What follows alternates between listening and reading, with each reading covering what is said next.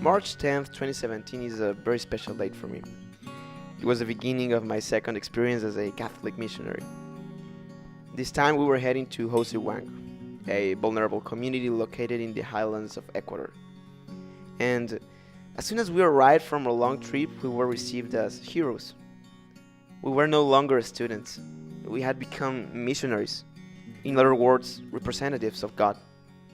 We introduced ourselves and faced the position of leadership we had been granted, knowing that sometimes responsibility doesn't fall upon the ones that are ready, but upon the ones that are willing. There is something magical about the homogeneity and heterogeneity of a human group, the conciliation of two opposite concepts that actually represent two faces of the same coin. Our missionary group was fairly diverse. There were musicians, introverts, and good talkers.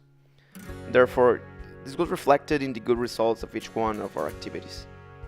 Because beyond a few disagreements we went through, we constantly found ourselves complementing our weaknesses with the strengths of others. At the end of the day, we realized that our love for God was stronger than any difference we could have as individuals, considering the multiple advantages we have as an heterogeneous and homogeneous group. Anywhere we went, we were perceived as role models for the adults, teenagers, and children. That is why we had to become living Bibles for the ones that had never read it. We understood that there is only one real way for a leader to preach something: through the example.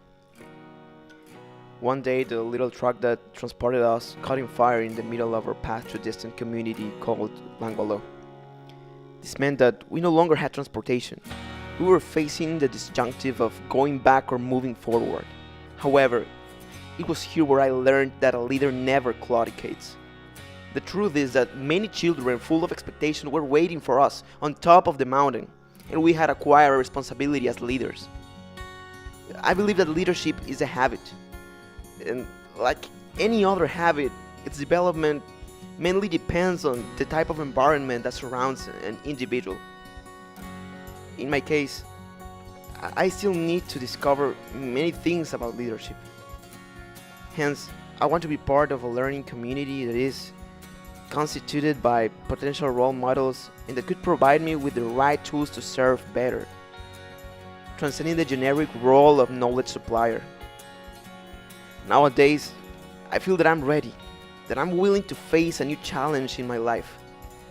Just give me one shot and I promise that with God's help, I won't disappoint you.